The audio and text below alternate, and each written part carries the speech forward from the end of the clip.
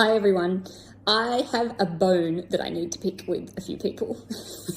I want to have a little discussion around a question that I was asked earlier today in clinic. And that question was, what exercises should I avoid if I have scoliosis? And my first gut reaction was, don't avoid exercise. Exercise is so fantastic for scoliosis. But actually there are some rules around this that would be helpful to talk out. So in essence, I would basically never say to someone with scoliosis to avoid exercise, because learning to move your body really does the world of good for someone with scoliosis, whether that be postural scoliosis or structural scoliosis. But it is helpful to consider the exercise choices that you make and how they may affect your individual curve. So I pretty much only have two rules when it comes to scoliosis and things that you quote unquote shouldn't do.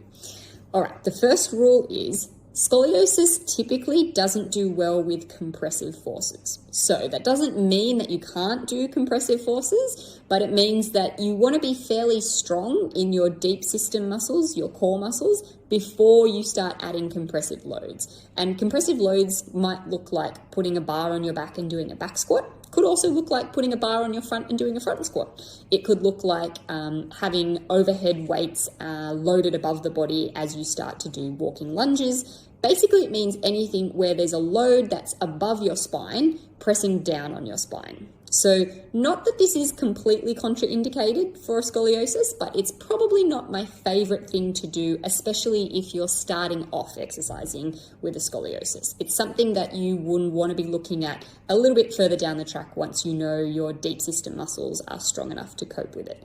And essentially the reason behind this is if we think of scoliosis a little bit like a spring, anything that's going to squish the spring further is typically going to increase the curve of scoliosis, and we're really trying to avoid that. So that's the first, I guess, loose-fitting rule. Try to avoid compressive forces.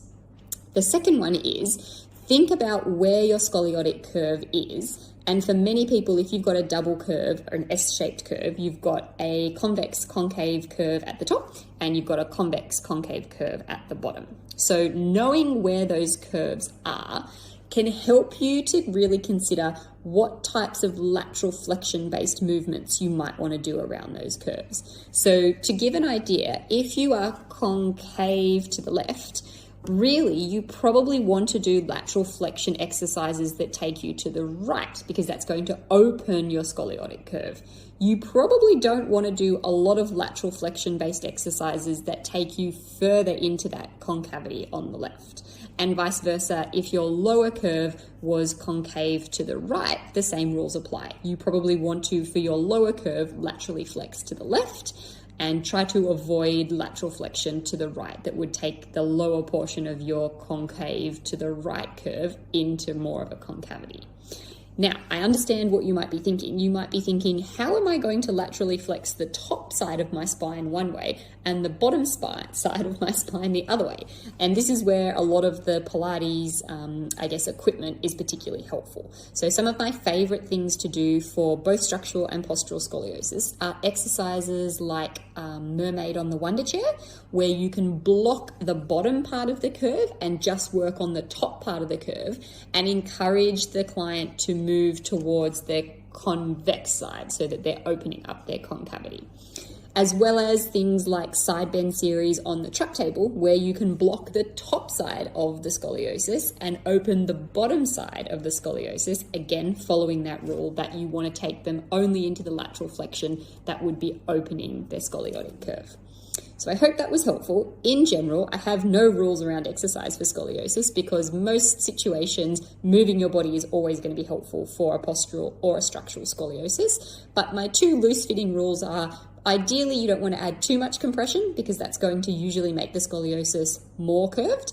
And you want to consider which directions of lateral flexion you apply to which portions of the curve, because sometimes that's going to be helpful. And if you go the wrong way, sometimes it's going to be harmful. All right, guys, I hope that was helpful. I will talk to you soon. Bye.